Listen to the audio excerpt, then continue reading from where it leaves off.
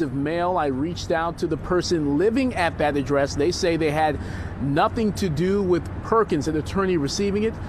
Perkins believes it's a hate crime. This is something that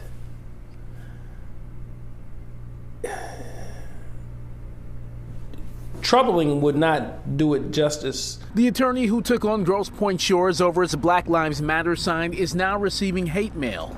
Todd Perkins says this letter came in the mail last week.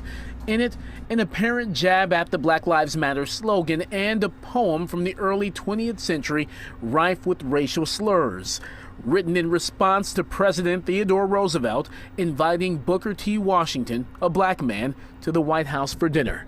We're grown-ups. This shouldn't shock you that this is happening. Racism is profuse in this Western culture. It is, since its inception, it has been there, and it will take, hopefully not as long as it has been since it's been there, to eradicate it. Perkins says police are investigating the hate mail and that they've been in contact with the homeowner living at the stated return address. My understanding is that that individual has been approached, and that individual has denied any involvement in this. That individual has sought and very supportive of a thorough investigation. The village of Grosse Pointe Shores ticketed Perkins back in November for this Black Lives Matter sign in front of his house, saying there can be no political signs exceeding 7 square feet. We can all agree that that's greater than 7 square feet, but we cannot agree that that is a political statement. What candidate was named Black Lives Matter, number one? What ballot issue was called Black Lives Matter? Perkins sued the village.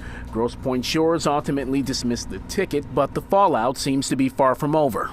Even so, what do I want to come out of this? One, to continue the message that Black lives do matter.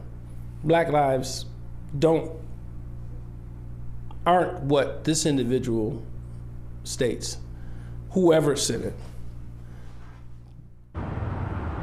Right, again, the person living at the address of that return address listed on the mail, they say they're saddened Perkins received that letter and that they were dragged into it. Furthermore, they say they asked the chief of police to get the FBI involved, believing this is a case of mail fraud. Hugh, Monica? Well, Randy, what's the status of that lawsuit that he filed against Grosse Pointe Shores? Where do things stand with that? Well, yeah, Perkins says that lawsuit is still pending against the village of Grosse Pointe Shores, even though that ticket was thrown out. All right. Thanks, Randy, for that live report.